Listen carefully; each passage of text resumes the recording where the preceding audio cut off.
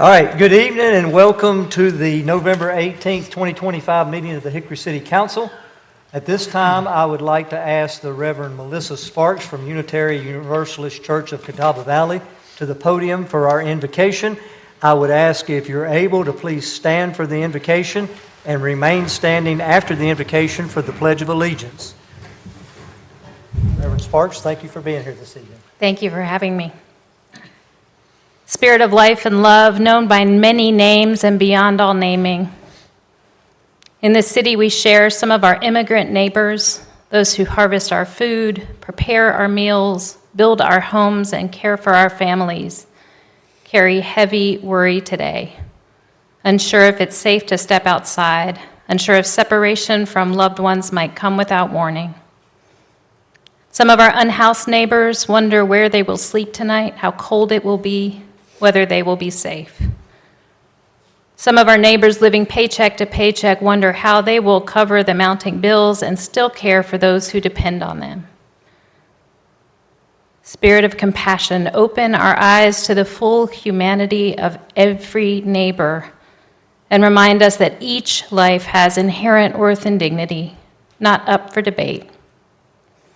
Spirit of courage, guide this council in its work to choose justice over ease, compassion over indifference, and policies that protect the vulnerable and strengthen our whole community. May we imagine and build together a Hickory where all who live here can live without fear and flourish in peace. Amen. May it be so.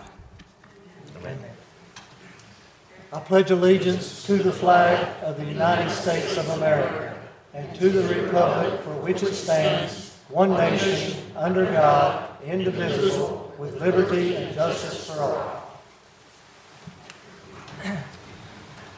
All right, once again, thank you for being here this evening. We have several special presentations.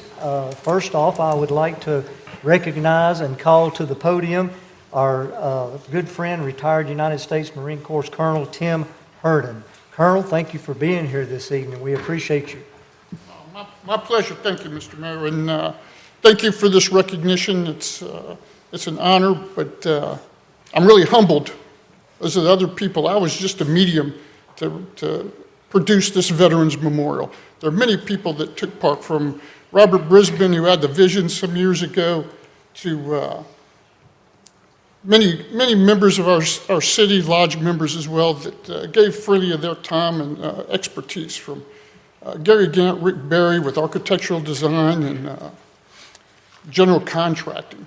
Also, our numerous benefactors, we thank them for what they did. We wouldn't have had this memorial without them.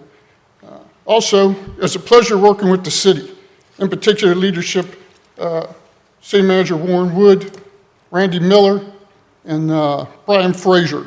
Whenever we had speed bumps, they smoothed them over quickly, and it was greatly appreciated. It's important that we have this memorial.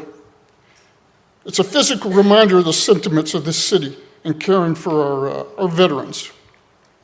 Although it's designed to honor our veterans, it's not just for veterans. It's for this city, it's for this community, and for our visitors. Located near the City Walk, hopefully be a stop people can make to visit, to honor our veterans, those men and women that serve the armed forces of our great nation. In closing, I want to recognize Councilwoman Jill Patton. She also had the vision some years ago and worked with the ways and means to make this happen. She got the entities together, city and Elks Lodge, to work together and complete this. So again, thank you, City Council. Thank you for this recognition. Thank you for your support of the memorial as well. As always, Semper Fi. Thank you, Colonel.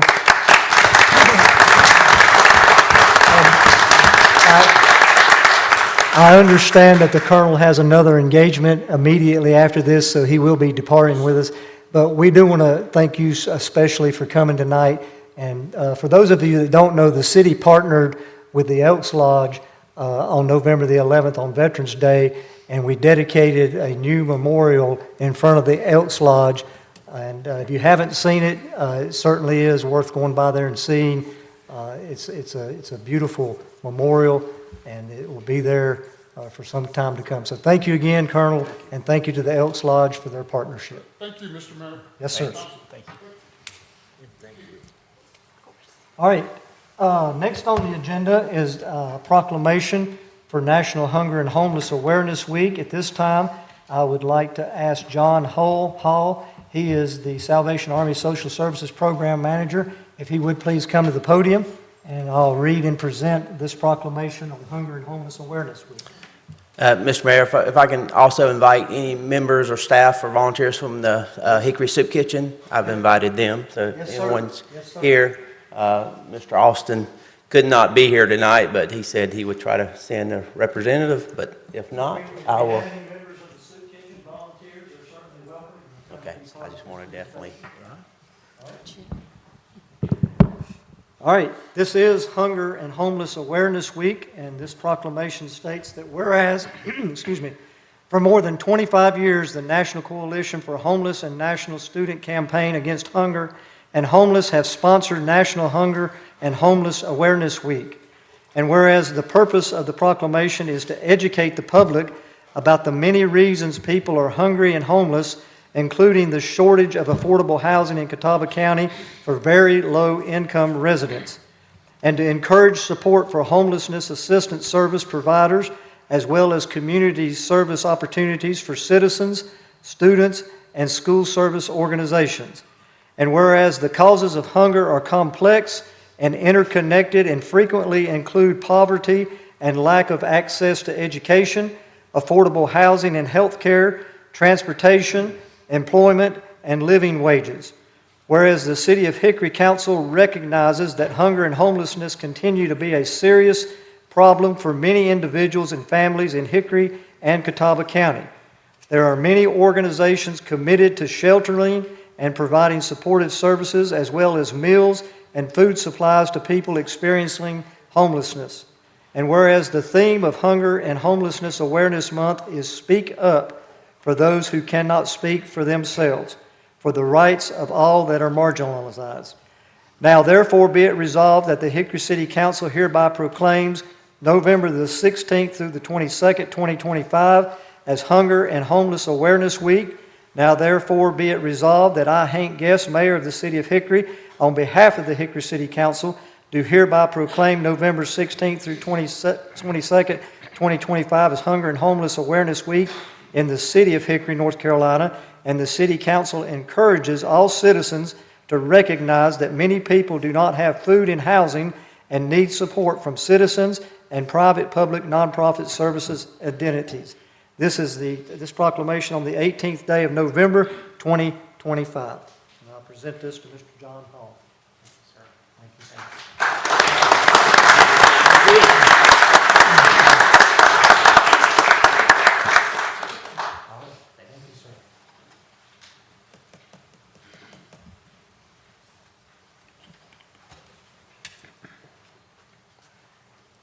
All right, I'm not sure if our next guest has been able to be here. She was on her way, but I'm not sure if she's here.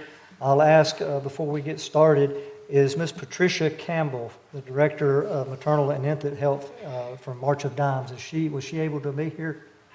Okay, all right, you are. I wasn't sure. Somebody told me that you may have been delayed, so we were going to make amends for that. So at this time, we have another proclamation. So I would ask Ms. Campbell if she would please come to the podium for this proclamation proclaiming the National 2025 World Prematurity Day.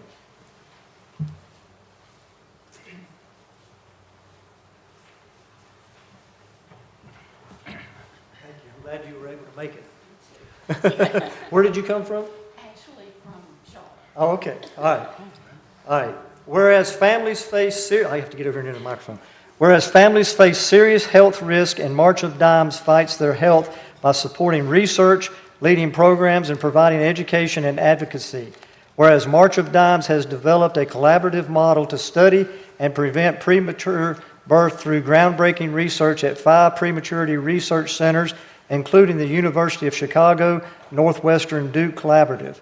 Whereas March of Dimes is committed to mobilizing the nation by amplifying the voices of pregnant people and families.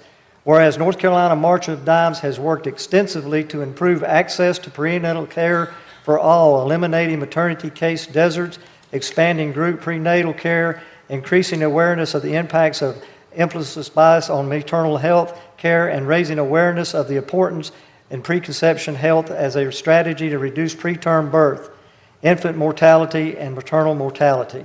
Whereas the month of November is recognized as Prematurity Awareness Month, and November 17th is recognized as World Prematurity Day to raise awareness, and whereas the City of Hickory looks forward to supporting the ongoing work of March of Dimes in response to the continued maternal and infant death crisis of prematurity in western North Carolina. Now, therefore, I, Hank Guest, Mayor of the City of Hickory, North Carolina, on behalf of the City Council, do hereby proclaim November the 17th, 2025, as 2025 World Prematurity Day in the City of Hickory. And once again, I'll present this to you.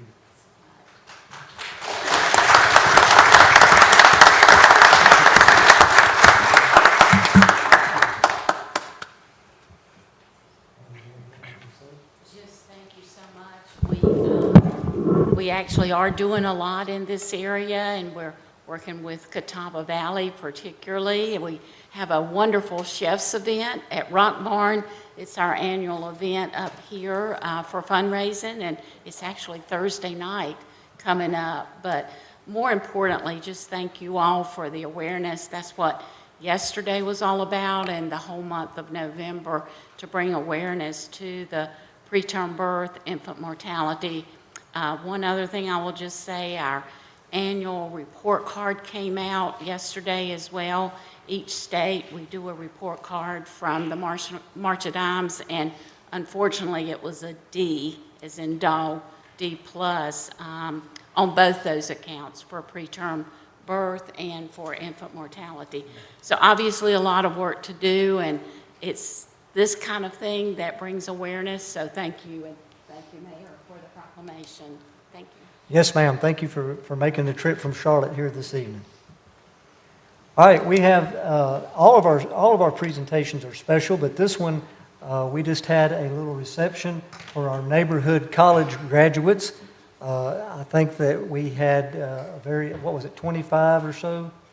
22 graduates that'll be graduating here momentarily.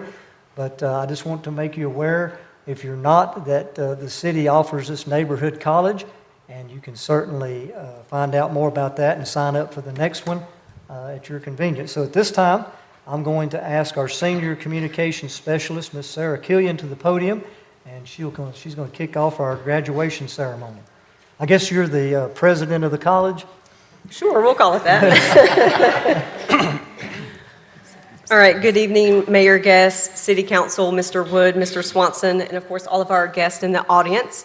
A special welcome, like you said, to all of our neighborhood college graduates and their families, and a big thank you as well to all of our city professors who led the sessions over the past 10 weeks. Like you said, it is my pleasure and privilege tonight to recognize the 22 graduates of the City of Hickory's 20th session of Neighborhood College. Our graduates come from a variety of different professions and backgrounds. Some of them have lived in Hickory most of their lives, while others have recently moved to the area. One thing is for sure, they all have learned a great deal over the past 10 weeks as they attended sessions about local government, city departments and services, and toured various city facilities. Many topics were covered during Neighborhood College, and I'm actually going to show you a few pictures from our journey along the way. We covered the council manager form of government, city council and city administration. We learned about the fire department and everything that they do, and saw some really cool demonstrations. We learned about public utilities, both the water treatment side and the wastewater treatment side. There they are at our brand new biosolids facility. We took a group photo because we felt that was the most appropriate place to do that. Police, again, some really interesting demonstrations from our police department. Public Works, they brought out all the big cool equipment for us. That was pretty fun. Hickory Regional Airport and a special tour of the Hickory Aviation Museum.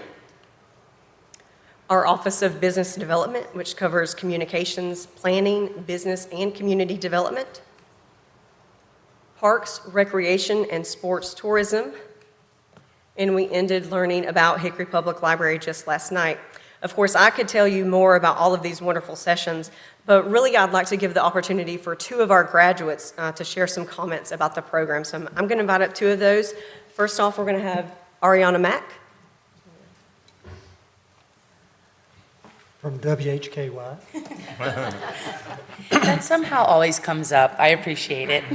Good evening, council members and attendees. I appreciate you all being here. I'm so grateful for this opportunity, and just another huge thank you for everybody that's been involved. If you had any, part in planning it, managing it, teaching, all of us, of course, a big group like that, it could get overwhelming. For the past 10 weeks, I've looked forward to Monday nights. I'm born and raised here, 26-year resident, just separate from a few years in college. But you never stop learning about your city of Hickory, and that's what Neighborhood College Program has taught me. Every single place we went, I learned something new.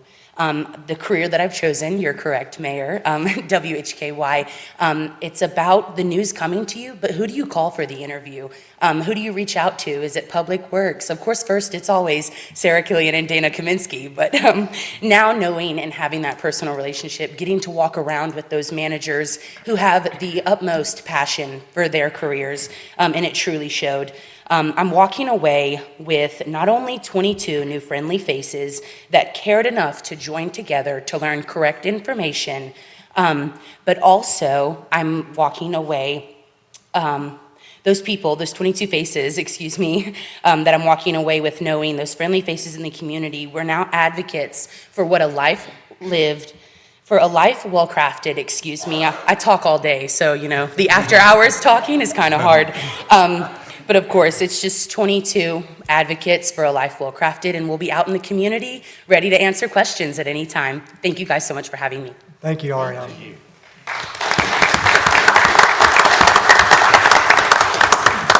Thank you, Ariana. And now I'd like to invite up Ryan Young.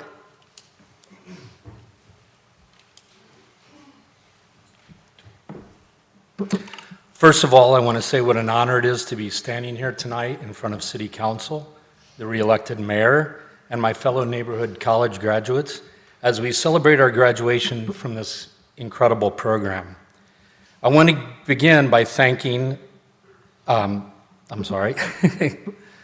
want to begin by thanking the amazing women who helped organize and lead this program, Sarah Killian and Kaylin Melendez, as well as Mandy Hildebrand, who started Neighborhood College several years ago. Your dedication and effort have created something truly meaningful for us all.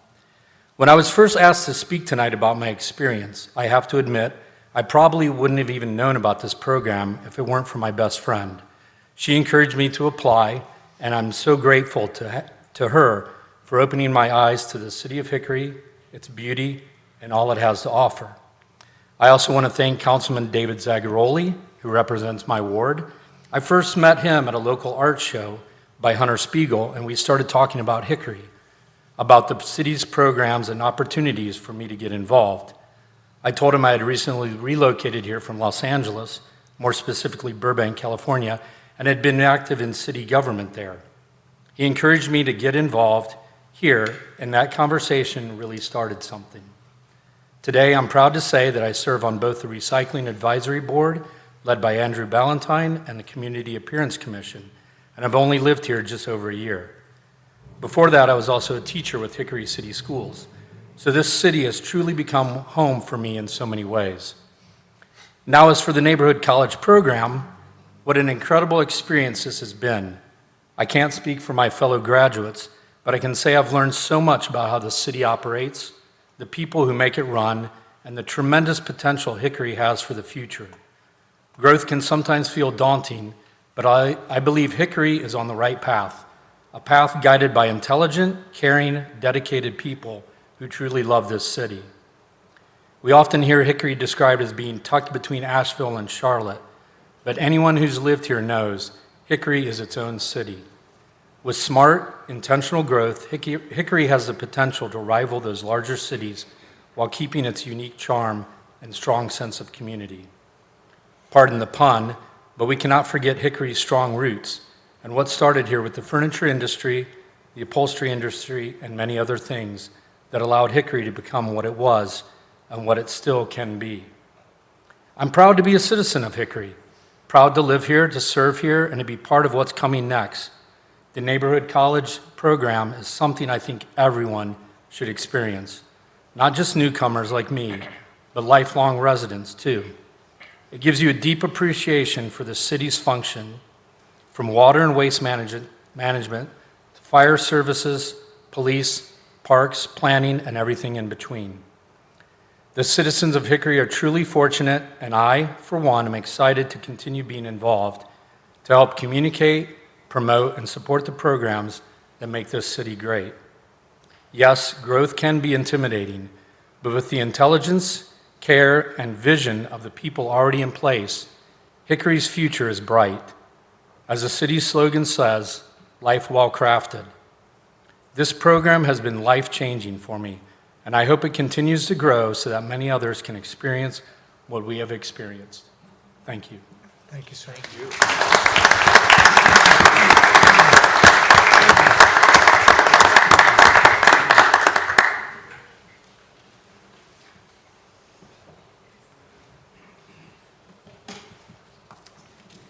Thank you again, Ariana and Ryan. At this time, I'd like to invite Mayor Guest up to help present the diplomas to our graduates. And graduates, as I call your name, please come forward to receive your diploma and remain standing at the front so we can take a group photo at the end.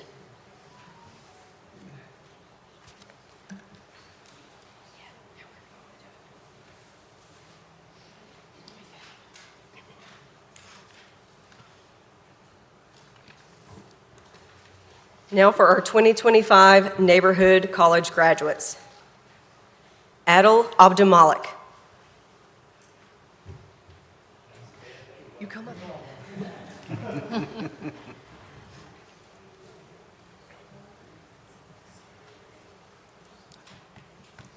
That's the last thing you do when you graduate, is walk, right?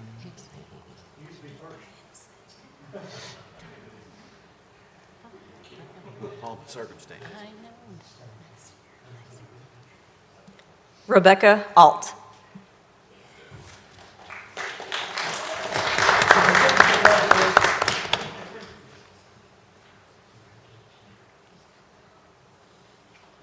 Brian Batters.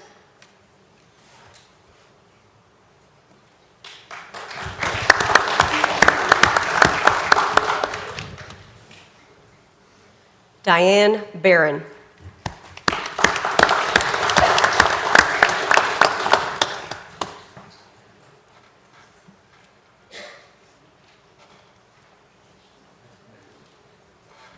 Lauren Davis.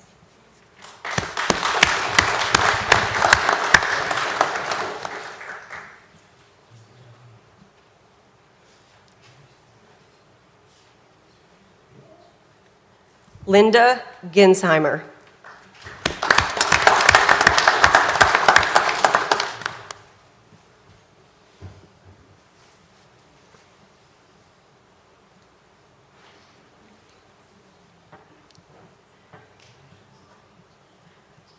Michael Halpin.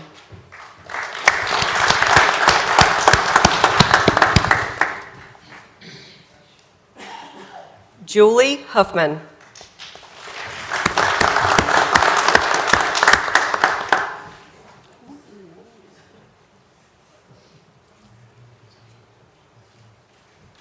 Taman Keller.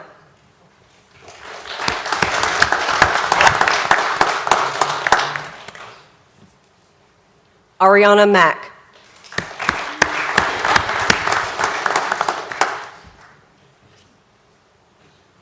Kaylin Melendez.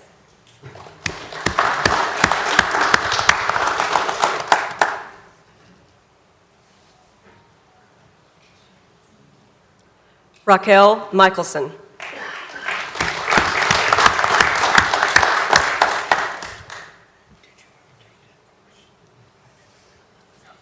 Kevin O'Riordan.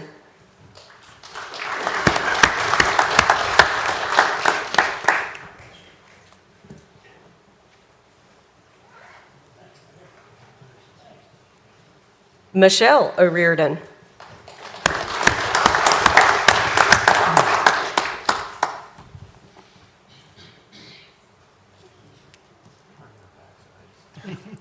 Quentin Zedney.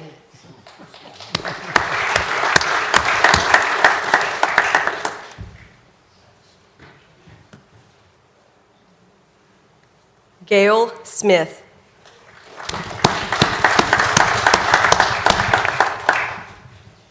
Thank you. And Max Smith unfortunately could not be with us tonight, but we want to say congratulations to Max Smith. Okay.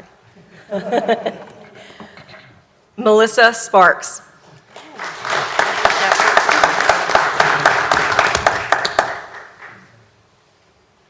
Dean Tate. I don't know if I saw Dean here tonight or not. Jeff Valbush.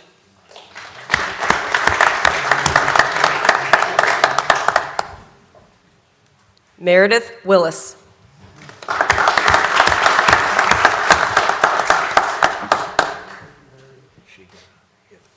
Ryan Young.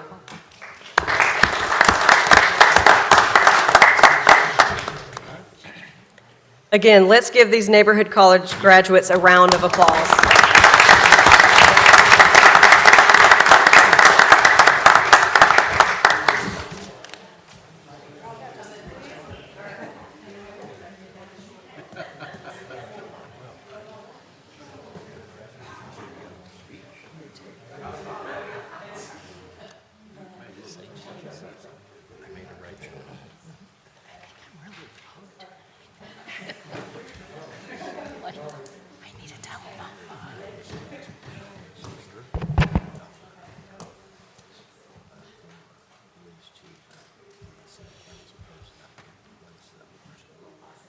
All right, let's give them all another round of applause.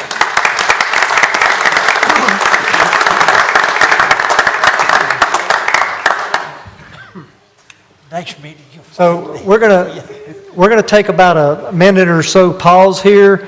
If the folks that just graduated, you're welcome to stay, obviously, but if you have somewhere else you need to be, we'll take about a minute pause here to allow anyone that would like to exit the ability to be able to do that, and then we'll go right back into the meeting.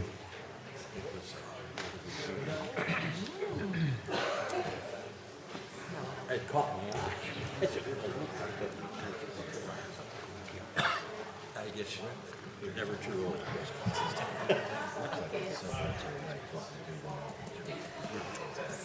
Never too old. Yeah, you are too old.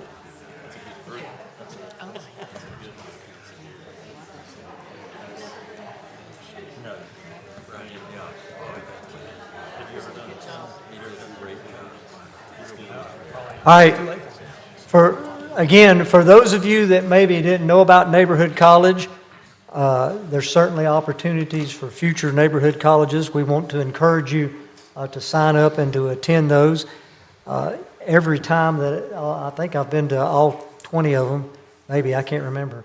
But it's always encouraging to hear from the folks when they start neighborhood college, because we've had families, we've had husbands and wives, we've had children with their mothers and fathers, we've had brothers and sisters, we've had people that have just moved to Hickory, like within a week or so, that joined neighborhood college, and we've had people that's lived here all their life that has come to neighborhood college.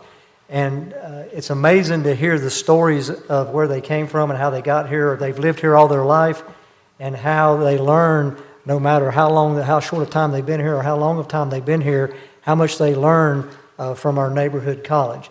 So we certainly want to invite you and welcome any of you to join our neighborhood college in the future. All right. Next on the agenda is persons requesting to be heard. We always allow an opportunity at the beginning of our meetings for anyone to address the council that would like the opportunity to be able to do so. We ask that you limit your conversation to 3 minutes or less. Our clerk will be keeping time and will advise you when your 3 minutes has expired. We also ask that you don't expect any kind of a response from the council. We're here to listen to whatever it is that you may have that you want to present. and if a response is required, we will certainly get back with you at the opportune time to be able to respond to any concerns that you may have. So at this time, I'll ask Ms. Keisha Collins to the podium. I also would ask that you, when you come to the podium, that for the record, that you state your name and your address and the subject matter that you'll be speaking on tonight. So, Ms. Collins, welcome, and you have 3 minutes. Keisha Collins, 815 3rd Street Court Southwest, Hickory, North Carolina, 28602. I'm here once again in regards to the affordable housing program. As there's individuals here talking about affordable housing, as it had came through with the re-election and campaigning, affordable housing being a concern.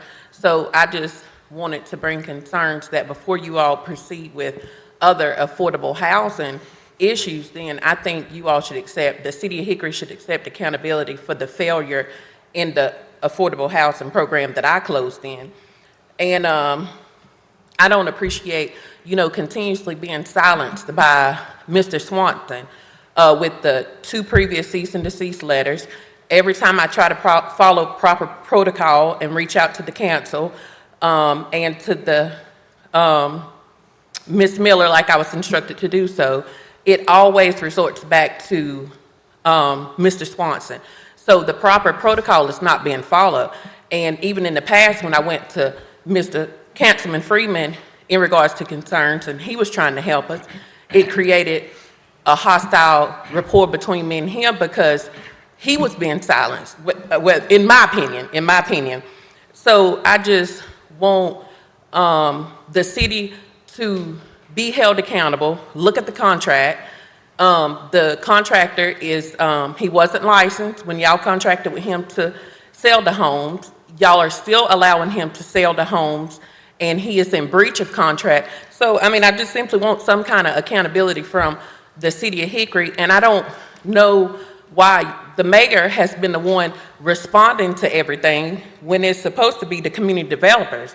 Annabeth and Dave Linetti, they called the police on me for no reason for coming up here seeking questions, seeking accountability, seeking, a cleanup of the mess that was made. So, I'm here again with the ongoing issue of the affordable housing project. I spoke with Mr. Zag and Ms. Charlotte.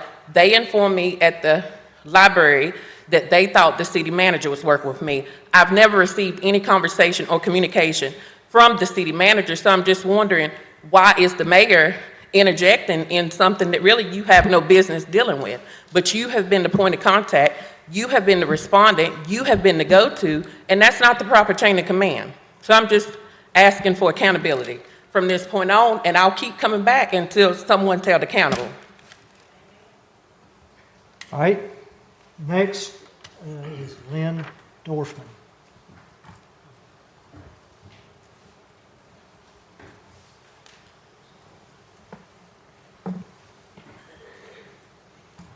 Hi, I've been here before, and I still have the same concerns about traffic safety. For the record. Lynn Dorfman, 102 20th Avenue Northwest, otherwise known as the Hickory Speedway, 28601. I've been here before on traffic safety, and it's still a concern. Last week, I wrote a letter to the recently appointed Secretary of the North Carolina Department of Transportation, Daniel Johnson, who's from Hickory. I thought he might know the landmarks that I point out in my letter. I decided to share it with you tonight. Dear Secretary Johnson, my husband and I moved to Hickory after I retired from the National Transportation Safety Board in 2013. Yes, I am safety conscious and have been working to secure lower speed limits. They are too high and too frequently disregarded. I frequently inwardly scream, "What is the hurry, Hickory?" As an avid walker and dog owner, I feel I'm putting my pup's life and my life at risk to walk in my neighborhood. We're on a cut-through street to the tennis courts and to lakefront neighborhoods. One time, a Neal construction truck nearly hit me on 2nd Street. The driver came back and apologized that he didn't see me because he was on the phone. I have gone through the process of getting signatures to get the speed limit on my street lowered. It took 2 tries. I decided it might be easier to ask for a kidney than to get speed-loving neighbors to sign a petition. But this 75-year-old prevailed. Now my street has 25-mile-per-hour signs for hurrying Hickoryites or Hickoryans to ignore. I feel no safer walking on my street than I did before the speed limit signs were posted. And yes, it's a matter of enforcement, but it's also a matter of culture and norms and expectations. There's a reason speed kills is a slogan. There's research about reduction in bodily harm from slower moving objects, and there's ample research that lower speed limits are safer, and I included a recommendation for the Secretary. In researching this letter, I went to the NCDOT website, which clearly states that the default speed limit within town or city limits in North Carolina is 35 miles per hour. But what's the NCDOT recommendation for residential streets with no sidewalks, likely 80% of Hickory? Sidewalks and curbs add a huge degree of safety. Further research revealed many cities are moving to reduce speed limits. I gave another source. 3 minutes. I move that we extend 3 minutes. Okay. Have a motion, have a second. All in favor, please say aye. Aye. Any opposed, like sign? You What may did y'all continue. just do? You may continue. Okay, it's one more paragraph. This letter is to ask NCDOT to reconsider its 35 mile per hour in-city default. As a starting point, why not lower that to 25 miles per hour where there are no sidewalks? The cost of signage is surely far lower than the cost of installing sidewalks. Please consider lowering speed limits and enhancing safety. Thank you. Yes, ma'am. Ms. Park Inglefield. Hello, my name is Park Inglefield, 510 11th Avenue Place Northwest in Hickory, North Carolina. Thank you for the opportunity to speak with you all tonight. For those who don't know me, my name is Park. I ran for mayor this cycle because I believed, and still do, that our city deserves more listening, more transparency, and more connection between residents and their government. First, I want to congratulate the newly elected and re-elected members of this council. Public service is demanding, and I respect anyone willing to take on that responsibility. During my campaign, I had the privilege of speaking with hundreds of residents on their front porches, in coffee shops, in breweries, on sidewalks, and even in the online spaces, where people sometimes share the concerns they're afraid to voice in public. One of those concerns is the presence of ICE in our proximity. Even though it is a federal agency, the fear is local, the confusion is local, and the impact is local. Our residents want to know whether their families are safe and if their neighbors are being targeted. People want to know where the city stands. And that raises a question for all of us. Are you listening? Because listening is not just hearing someone long enough to react. It's not loading up a defense before they finish, and it's not explaining away concerns. Real listening means listening to understand and to act boldly and better because of what you've learned. So I ask again, are you listening? Residents have told us that they're worried about traffic, and then they're told it will be addressed once it becomes a problem. It's already a problem. Our residents love the Hickory Trail, but many can't safely walk or bike to a trail that was built for their safety and for their joy. Our downtown employees have to leave work mid-shift or risk being ticketed because the city has not addressed downtown parking issues. Our residents aren't asking for the moon. They're asking for the basics of good, thoughtful governance. Are you listening? Even though I wasn't elected, let me be very, very clear. People are watching and they're staying engaged. Their expectations remain high, as they should. 45% of voters desire change. That's why I want to offer a clear call to action to this council. This council can and should hold a public forum on community safety and the presence of federal agencies in our area. Bring in experts, invite questions, and clarify what the city can and cannot do. Commit to transparency and ensure that no resident feels alone, confused, or afraid in the city that they call home. And beyond ICE, I urge you to take similar action on the issues residents repeatedly raise, like safety audits of high traffic intersections and sidewalk and crosswalk maintenance. Leadership does not require a title, but it requires action. My challenge to this council is simple, and it is sincere. Ask people what they need, and then take action. Not later, not when it becomes a problem, but now. You can't build trust without listening, and you can't show leadership without acting. Thank you. Betty? Grinnell, is it Grinnell? Couldn't read it. Is there a Betty here?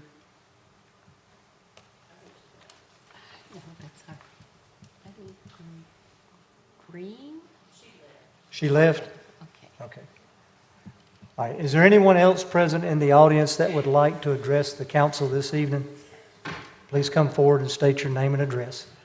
Hi, Kimberly Turk, 2436 29th Avenue Court Northeast. I love that I got to be here for Neighborhood College Night because what I'm here to talk about are my neighbors. The Cobb County Sheriff has said that ICE is coming into our community this week along with border control. We're not on a border. They don't need to be here, and they are causing fear amongst our neighbors. Both our neighbors who are here legally and those who, although they may not have entered the United States legally, are following the rules that they have been told to follow and are meeting with the folks that they're told to meet with and are going to court as they've been told to do. And they're being picked up even though they're following the rules. Americans have also been picked up in these raids, and that is causing fear amongst our neighbors.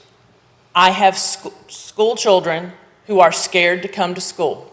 I have parents who are afraid to go to the grocery store because they may be picked up, whether they are American or not. I would love to see Hickory make a resolution that this is not something that we need happening in Hickory. We do not have a problem with repeat felony offenders that need to be picked up by ICE because our sheriff's department and our police department do their jobs. This is not something that we need the federal government to come in and do for us. Thank you. Yes, ma'am. Is there anyone else present in the audience that would like to address the council this evening? All right, doesn't appear to be anyone else. Next item on the agenda is the approval of our minutes from our regular meeting of November the 4th, 2025. Second. All right, we have a motion, we have a second. Any further discussion? All those in favor, please say aye. Aye. Any opposed, like sign? That carries unanimously. Item number 7 is our reaffirmation ratification. We have nothing on that, so we'll skip over that one. Item number 8 is our consent agenda. I'll ask if there's any member of staff or council that would like to have any item removed from the consent agenda. Move that we approve the consent agenda. Second? All right, we have a motion, we have a second. Any further discussion on the consent agenda? All those in favor, please say aye. Aye. Any opposed, like sign? The consent agenda carries unanimously. We have no public hearings this evening, and we have one departmental report. I'll turn it over to our city manager, Mr. Warren Wood, to introduce our one and only departmental report for this evening. Thank you, Mayor Guest, members of the City Council, Mr. Swanson. The one departmental report from staff tonight is the quarterly financial report. It'll be presented by Deputy City Manager and Chief Financial Officer Rodney Miller. Thank you, Mr. Wood. Good evening, Mr. Mayor, members of council, Mr. Swanson. For the record, this is probably the largest group to hear my financial presentation since I've been at the city of Hickory, so I'm very excited. Tonight you will get the first quarter of our fiscal year. Our fiscal year runs just like every local government across North Carolina, July 1st through June 30th. So I'll be showing you financial data from July 1st through September 30th. I'll also advise you that on December the 16th, your auditors, Martin Starnes and Associates, will be presenting the annual audit for fiscal year July 1 through June 30th of this past year. So mark your calendars for that. So the first slide shows the city's general fund. That is the main operating fund of the city. You see the date there at the end of the first quarter. Our total budget, annual budget that you see there, revenues and expenditures total $79.6 million. And through September, we have received about $19.2 million of those revenues through the first quarter. That's compared to about $19.6 million in the prior year. On the expenditure side, you see we have spent $20.4 million of that budget compared to $20.5 million from last year. As you can see, that is a deficit, $1.2 million. So through September, we have spent $1.2 million more than we've received. Also compared to last year, we're about $950,000 expenditures over revenues. This is a great opportunity for me to let the audience know that is completely normal. In local governments, the largest revenue source for local governments is the property tax. We have not begun receiving the bulk of our property tax because that is not due until January 5th, because the counties collect our property taxes for us and they remit those to us. We do, however, receive property tax revenues from a number of mortgage companies, and those typically will come in around September, October. So some of this money has come in from mortgage companies, but the bulk of our property tax revenues will come in December and January. Speaking of which, this is our property tax revenue slide. Our budgeted revenues at the bottom you see are almost $40.8 million. So you can see our property tax revenue of $40 million is the largest revenue source that the city receives. That's why it's very important for us to keep our property tax base up, which consists of buildings, land, property, commercial, residential, all that property in the city, vehicles, which goes into that property tax base. It is then taxed upon, and that revenue then is how we fund city government. You'll notice there across the top, this is through 3 months on each of these 5 years. For the last 4 years, that revenue is typically stable. It's about $10 million. I have zero concern that it's less than last year by $50,000, $60,000. Again, these are people that traditionally pay early, and this will be some mortgage companies that we've received revenue from. But again, the overwhelming majority of folks pay that in December and January. The next slide is our sales tax. Sales tax in the city is our second largest revenue source. You see at the bottom, we have budgeted this year $17.45 million. These are revenues received through 3 months, July, August, and September. I'll point out that our revenues for the first 3 months of this fiscal year are significantly higher. I don't know exactly that reason of what we had in July, August, and September. We do, throughout the year, nonprofits apply for the Department of Revenue for refunds. It's possible those nonprofits have not applied for those refunds yet, but they will sometime during the 12 months. It's possible that our retail activity was higher July, August, and September compared to the prior years. I think it was higher. I don't think we're going to see 10% higher revenues than last year, though. But at this point, for the first quarter, that's certainly a good sign that we're almost 10% higher through the first 3 months compared to last year. Building permit activity. Certainly, we've talked about growth and smart growth in the city. We track residential building permits and commercial building permits. So that's the first 2 rows.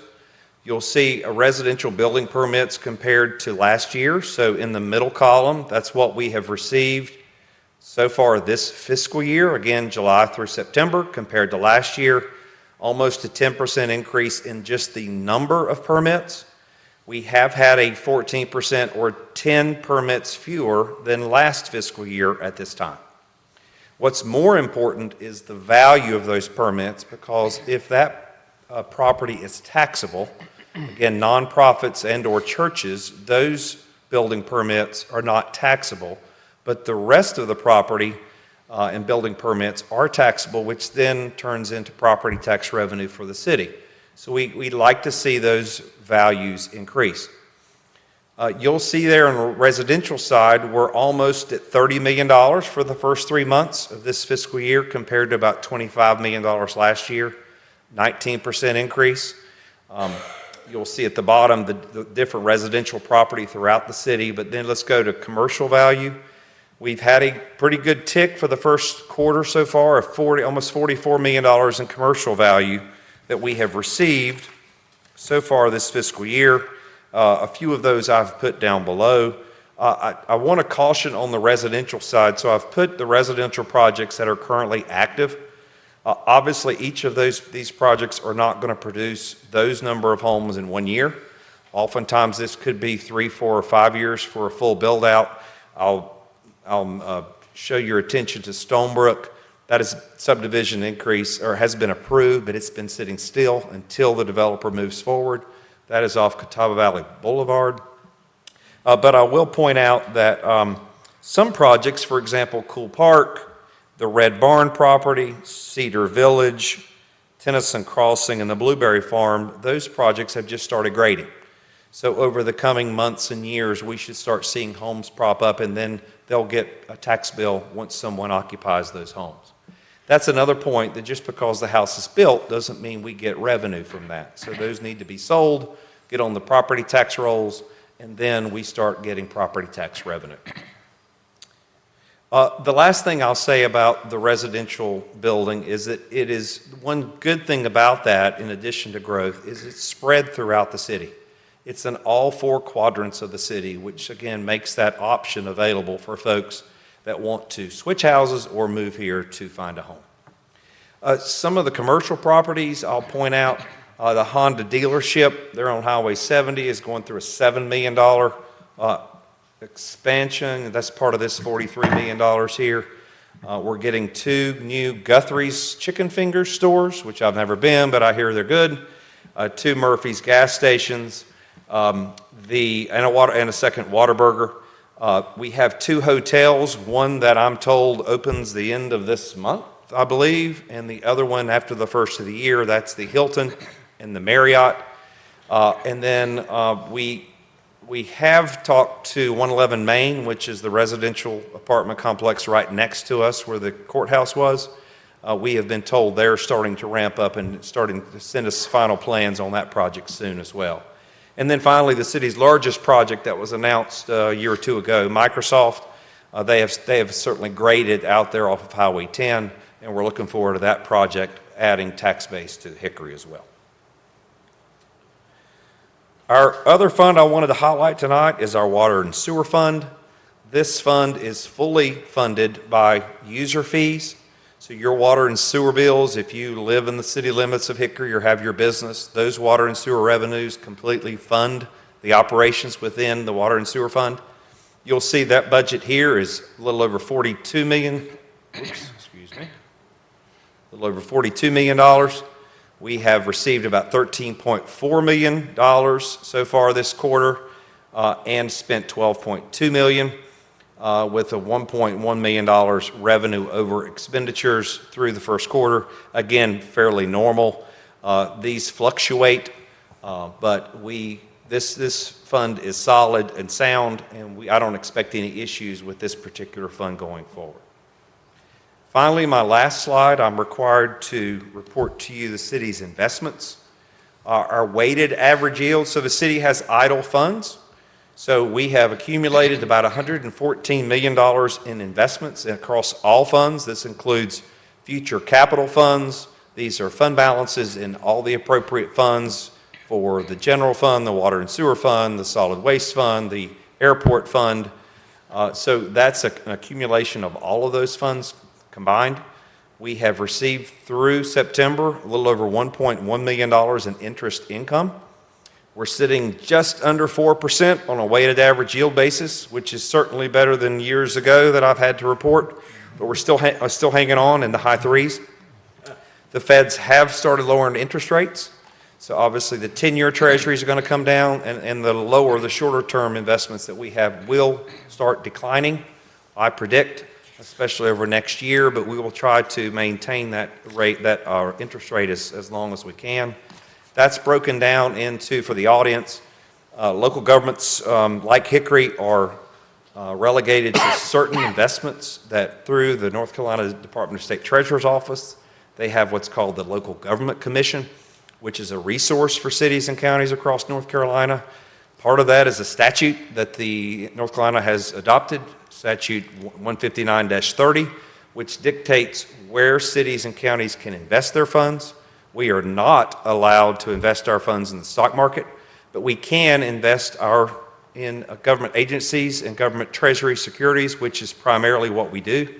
There are a number of local government investment pools that are certified by the State Treasurer's Office, and those are the investments broken down by that type that you see on the screen. I will stop there and entertain any questions that you may have. Any questions for Mr. Miller? I have three, Mr. Miller. And it's more for clarification for the benefit of the folks in the audience that might not have heard this addressed in previous meetings. The first is the overall growth of the budget.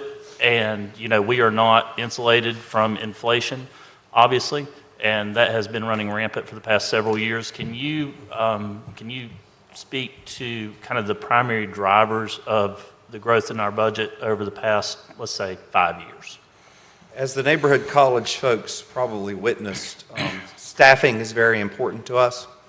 We have maintained a staffing shortage of probably around 60 to 70 positions since COVID. I'm happy to say that we're now under 40 positions that are now vacant that we just can't fill or that we've held for the future. But that's the largest driver of that increase. That inflation and wage pressure has certainly been evident at Hickory, and it's really for all local governments across the state. We are fighting for people. We have made various efforts in multiple departments to try to increase the wages, to attract those quality candidates, and to keep the good people that we have. So that's probably the number one issue. The second issue is the things we buy are much more expensive. Our biggest expenditure for capital is a fire truck, and where you could get, I think probably when I first started, you could buy an engine for $500,000 or $600,000. Those are now $1.2 million. A ladder truck that you could buy for $800,000 to $900,000 are $1.8 million, and that's just in 5 years. So those apparatus and also just other vehicles, we try to keep clean operating vehicles and maintain them really well. Our garage does a great job of maintaining those vehicles, but replacing those are a challenge. So I think that inflation has certainly affected us on equipment. And then, I think the group went to the water plant. We've seen, I've had a slide up there in the past. It takes a number of chemicals to operate our water plant, to keep the water safe. And both in the water plant and the sewer plant, and that inflation has certainly, we're not immune to that as well. So I think those 2 or 3 areas are the biggest driver of those cost increases. Perfect. And to your mention of the water plant is perfect because, as you know, can you speak to kind of how we are preparing for obligations that we're going to have 25 years from now in terms of water treatment capacity? Yes, so in your budget this year, for the first time, this city council actually increased the property tax rate by a half a cent. And that $425,000 was sent over to your capital reserve fund for future water and sewer capital, primarily for future water capacity. Our water treatment plant serves, obviously we draw the water from the Catawba River. We have a 32 million gallon plant that can produce water at 32 million gallons per day. We also have various agreements with our local government partners and other municipalities and counties, and we serve them water. So over the years, we have, and with drought conditions, we want to make sure that we have enough water for the future. So at your retreat that we had back in the spring, Mr. Wood gave you a list of items that we want to explore over the next 20 years. I think some was misreported that we've got a major problem currently. We do not have a major problem at this point. We have ample water. We have a wonderful water source. Certainly during drought conditions, we're going to take whatever appropriate measures. But we need to look to the future so that, as you can see, we're growing. We're growing about 1,000 people per year, 2% growth, 2 to 2.5% per growth, which is sustainable. But we want to look to the future. We only have one water source, as I mentioned, Lake Hickory, and we only have one intake. So we'd like to have a second intake in case something were to happen at that particular intake there off of Highway 321. So that's certainly one of the areas we want to explore in the near future. And then long term, is it worthwhile to explore the need for a second water plant? Right. I hope that addresses that question. Absolutely, it did. One last thing, you put the investment report up, and I think, we know here, but I think it's worth speaking to those funds not being unencumbered, that we are under an obligation to keep reserves on those numbers. Can you speak to that just a little bit? I don't want people to think that that's just free money to be spent. Actually, I'll stop right there. General fund. So the local government commission, you see that expenditure number of let's call it, I lost it. I'll move it back. Our annual budget's $80 million. So the local government commission requires cities and counties to keep a reserve, to your point, and they look at the annual operating expenditures of your general fund. 1 month of supply, which is 8%, is a requirement for all local governments to keep in reserve. This city council and previous ones have suggested that we have 3 months operating reserve, which would be 24% of that number, $80 million on hand, in case we have unforeseen emergencies. I don't want to spoil the audit that you'll hear next month, but we are in excess of that 25%. I'll say this, we're between 25 and 30%, which keeps that reserves on hand, and that's just for the general fund. The water and sewer fund has a healthy fund balance as well for those items that you just mentioned. For one expenditure that we've got later this year that will be back to council at a future meeting is replacing our water meters, and we want to do automatic meter reading, which are more accurate. It cuts down on labor, and that is a significant expense. That's a $10 million plus expenditure. So we will be using some of our reserves in the water and sewer fund to help fund that project, as well as looking at financing opportunities for that. So we have to have reserves in each of our funds for future equipment. In the solid waste fund, we have funds remaining for garbage trucks. Those garbage trucks are anywhere from $400,000 to $500,000 to replace those, and they run 24/7. So those things that we keep in reserve, we don't keep that just idly, but we do invest the funds to try to earn as much yield as we can for the public. But also we have those funds in case we need unforeseen emergencies or to replace capital. Thank you so much, and thank you to you and everybody that works on this. I think I know there's a lot of municipalities in North Carolina and across the country that wish they were in the financial condition that we're in with the reserves and things like that. So thank you so much for everything you do. Absolutely. And so my question, Ronnie, first of all, I want to say thank you for what you do, following every dime and nickel of the city. And I do remember one time when I was out of town for the retreat, you sat down with me and we went over this big book, and you were real slow with me to make sure I can get it, so I really appreciate that. But as Tony mentioned, inflation hits everyone. And so, in your own words, how well would you say we as a city are, how we're doing with cost saving and efficiency improvements, or basically utilizing our resources to the best of our ability, where we're in good shape financially citywide? I think we're in good shape. I think all the credit goes to you folks. I think we appreciate you allowing us to hire good people. You have a wonderful city manager who hires the department heads, and those department heads do a great job every day. I think the neighborhood college folks attested to that. He allows those department heads to be creative, to find opportunities for efficiency savings, and I think they all do that, and they do that very, very well. He also requires them to be in the audience at every city council member, which they love, city council meeting, which they love. But I think they have the flexibility to make tough choices. I think to step out on that limb obviously within the law and within their means, to find ways to save money. I think I mentioned our garage. I wouldn't say he wheels and deals, but he certainly talks to other local governments, and if there's a local government that's looking for something that we're looking for and you can buy in bulk, that's a way to save. I think, different times of the year you can buy things certainly cheaper than others. We have the flexibility to go anytime during the fiscal year.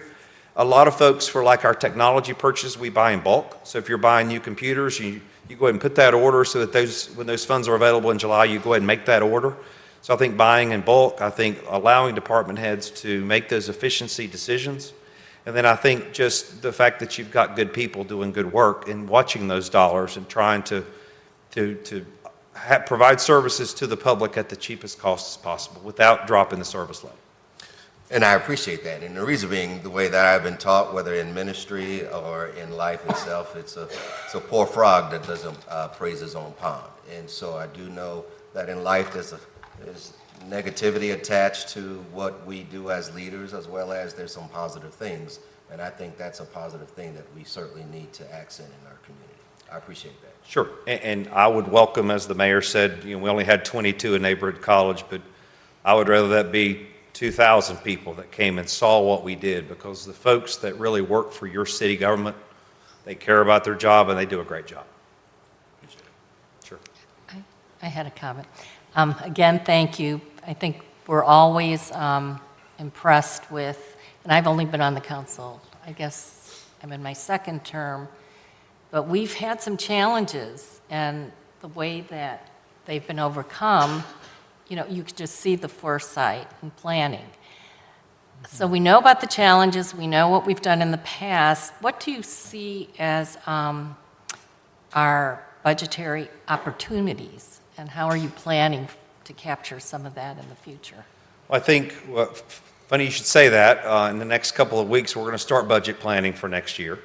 So I think I make it a habit to meet with every single department and to go over their budget needs. We review what went well and what didn't well for the prior year. I'm pretty cheap, so I try to spread things out where possible as much as I can. They know that, but every so often that they'll try to stump me, and I'll say we'll just have to push that off to next year. But I think going forward, I think we do a lot of planning. So when you think about, we start the budget process typically in December, and we're going all the way up until April or May until we have your final review hearings about what your priorities are and what we should do. So I think that planning process tries to account for any emergencies or any issues that may come to us in the future. But I think that proper planning really sets us up for each budget going forward. We try not to surprise you. So when Mr. Wood gave that presentation about water back in the spring, that wasn't an alarm that's happening right now, but he wanted to let you know that in the future, those are things we're going to have to deal with. I think on an annual budget basis, we don't have that critical problem. I think our biggest problem is really right now is with salaries and trying to retain and keep the quality individuals we have. I think we have some capital items that need to be replaced, obviously. But I think we do that throughout the year, and the departments are good so that if my vehicle can last one more year and we need to replace yours, they'll say, hey, let's do that, and we'll make a deal so that I'll go next year and you can replace yours this year. So I think we all work well together as well. I don't know if that answered your question. I want to say thank you for all that you do to take care of our budget and keep that fund balance. That's always been a focus to make sure that we do have that money set aside. But I do think the amount of planning that you do in anticipation of what our priorities are, it speaks very well of what you do. Thank you. Thank you. And Mr. Miller, I'd be remiss if I didn't say you spend money, to improve efficiencies, obviously, but sometimes there's more at stake in those expenditures, like safety. And, two things come to mind: the leaf pickup, the investments that you've made in those trucks to get people off the streets is tremendous, and also the meter reading. That's going to be, that's a safety-related item as well in terms of efficiency. So, it's not just efficiency, it's also the safety of the people that are doing these jobs. So thank you for that. I'll add one to that. The mulch truck has been great as well. Yeah. So, we've all experienced that at our homes about putting out mulch, and that's been an efficiency saving. It saves on workers' comp injuries, and it keeps folks on the job. So that's been another one. Yeah. Thank you for pointing that out. Mm-hmm. I also mentioned this is my longest presentation probably in a number of years. Not that I won't take any more questions. Sorry about that. Well, Tony had 3 questions. He did. Yeah. Any Anything other else? questions? Any other concerns for Mr. Miller? All right. Thank you. Thank you, sir. Sure. All right, next item on the agenda is appointments to boards and commissions. Do we have any nominations for this evening? Anybody? All right, just to reiterate, for those of you in the audience, we have some vacancies on some of our boards and commissions. If you're inclined to maybe serve on one of those, certainly let one of us know, and we can give you some maybe insight as to how you can obtain, how you can be appointed to one of those boards or commissions. Let's see, any matters not on the agenda, sir? No, sir. All right, any general comments? I have just one. It's hard to believe, I know, but Christmas is upon us, and the city of Hickory always kicks it off with our annual Christmas parade. It'll be this Friday, so we're excited to be able to kick that off, and of course, everybody's invited, and we're looking forward to some 69, 68 degree weather, and so I'm sure that it's going to be jam-packed, and we're gonna kick things off and have a festive Christmas parade. So you're invited. Anybody else? Yes. Well, first of all, I have to say thank you to the city of Hickory. It feels good to be reelected, even though I ran unopposed. But I want to share my heart just briefly, and I know this meeting has already been long, that I believe that we're in a pivotal moment in our city, in our county, in our state, and in our whole country. And where I sit now as an elected official, it means a lot, because I don't take lightly, nor do I believe anyone on this council takes lightly the burden of responsibility that comes to us as leaders. Do I believe that we as leaders can certainly improve upon the things that are being done? Absolutely. And do I believe that we also are doing some great work? Absolutely. And as I sit, this is not my seat, this is the seat of the people, because it is the people that put us here. And it is my heart that I always present myself in a way that I can hear people. Unfortunately, sometimes our hands or our arms can only reach but so far. But does that mean that we don't care or not concerned? Absolutely not. While I'm in a meeting this morning, behind closed doors, I find out of ISIS activity.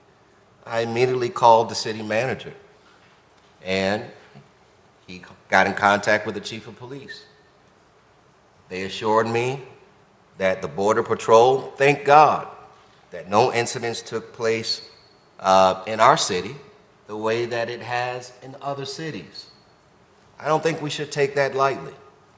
And it was assured to me that the Border Patrol, which has jurisdiction over the whole country, so our arms can only reach but so far. But they assure me they're looking for individuals who overspent their visa, individuals who had warrants. And so I'm just thankful and grateful of what has been going on in other cities have not taken place here in the city of Hickory. Also, I take this seat with tremendous responsibility. And there's things that come to me as a pastor and as a city councilman.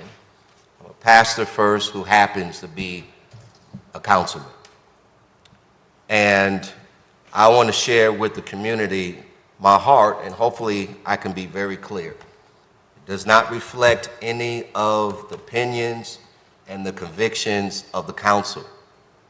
This is my personal pastoral conviction that just happens to be a councilman, that this is my platform, one of the platforms.